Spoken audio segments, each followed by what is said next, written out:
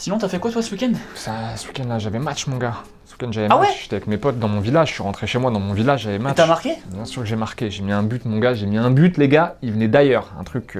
Je peine un peu à te croire. Hein.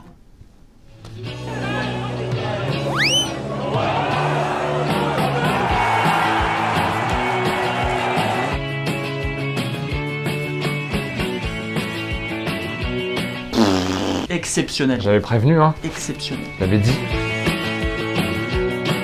Et bienvenue dans la quotidienne. Bah ouais, le mec me croit pas, hein, il me prend pour un mytho. Ouais, bah ouais, tu peux t'excuser. Bref, il y a match ce soir, France-Islande. C'est au Stade de France. Dernier entraînement pour les Bleus hier, toujours au Stade de France. Et on a eu un spécifique gardien. Et on aime bien ça.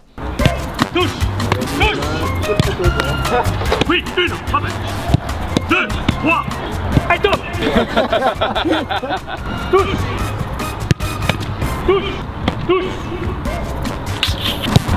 3, 4, cadeau, hop là. Bravo Hugo. Et sinon, hier, Didier Deschamps et Hugo Lloris sont passés par la case conf de presse, l'occasion pour les deux hommes de nous présenter le maillot que porteront les Bleus lors de France-Islande ce soir, donc, et à l'occasion surtout du centenaire de la FFF. Alors plutôt joli ce maillot, et l'occasion aussi pour Didier Deschamps de rappeler qu'il n'y a rien au-dessus des Bleus, il n'y a rien au-dessus de l'équipe de France. Je l'ai toujours dit, c'est la plus belle chose qui me soit arrivée dans ma vie de footballeur professionnel. J'ai toujours considéré que c'était un privilège de la première à la dernière sélection, et j'en pense pas moins en tant que sélectionneur. Il n'y a rien qui est au-dessus de l'équipe de France. Vous avez beau jouer dans les plus grands clubs, gagner les titres avec vos clubs, l'équipe nationale c'est au-dessus de tout. Alors la Moldavie c'est fait, ce soir c'est l'Islande. Alors certes, l'Islande c'est pas l'équipe qu'on a connue à l'Euro il y a quelques années, mais on s'en méfie quand même un petit peu du côté de Didier Deschamps et Hugo Lloris. Une équipe très athlétique, très forte sur coup de pied arrêté. Je sais très bien la qualité de cette équipe islandaise. C'est une équipe compétitive avant tout. C'est un peu dans leur ADN, c'est une équipe qui lâche rien, qui donne rien. L'idée d'affronter l'équipe de France au Stade de France, c'est un grand défi pour eux. On va avoir du répondant demain, ça c'est une évidence. La compo probable des Bleus face à l'Islande, on devrait peut-être retrouver la même que face à la Moldavie en fait, vendredi soir. Alors petit doute entre Umtiti et Kimpembe, voilà, nous on a mis Umtiti. Sissoko aussi pourrait débuter à la place de Kanté, alors qu'on retrouve Giroud, Griezmann et Mbappé devant. Allez, petite pause dans la quotidienne avec Allemagne-Portugal, U20 et un but des Allemands. Une tuerie, ça vaut pas le mien de ce week-end, mais c'est pas mal. As well. And it's blocked on the line. Bottles in a bucket full of ice. Yeah. Better make room, hit a Lambo. Celebrate. Bitch, better believe that I'm a sniper.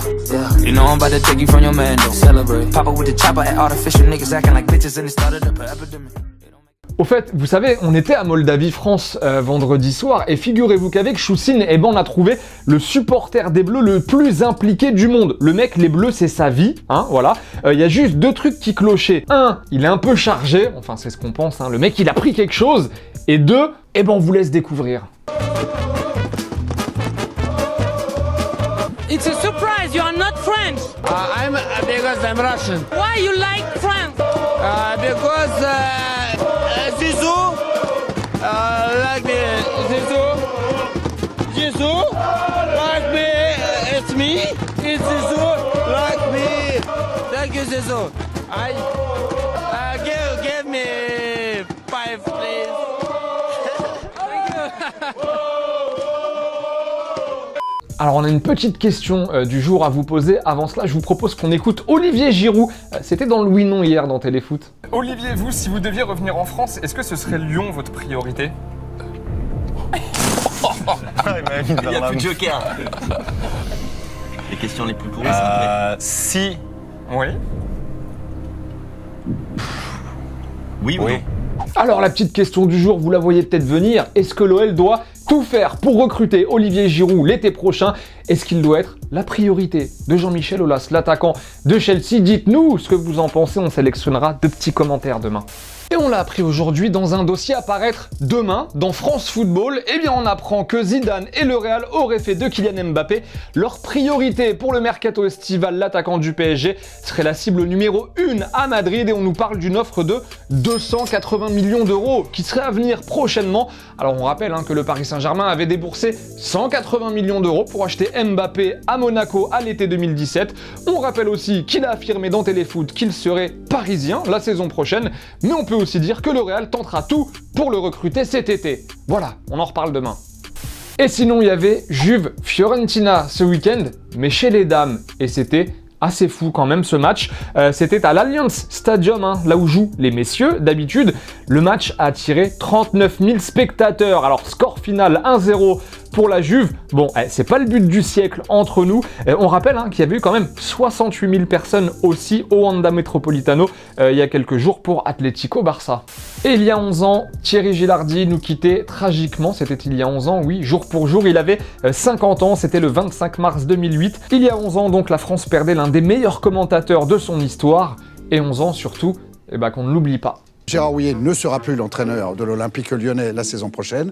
Qui sera son successeur? Écoutez, nous sommes en phase de réflexion. Ça me paraît assez clair, ce sera Alain Perrin? Bien évidemment, je vais me faire aider dans cette réflexion. On va aller plus vite. Dites-nous les entraîneurs que vous aimeriez avoir à Lyon la saison prochaine. Alors dites-nous les noms. On a eu Alain Perrin. Vous échapperez pas, président.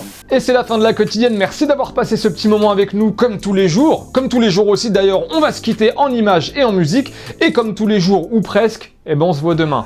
Ciao.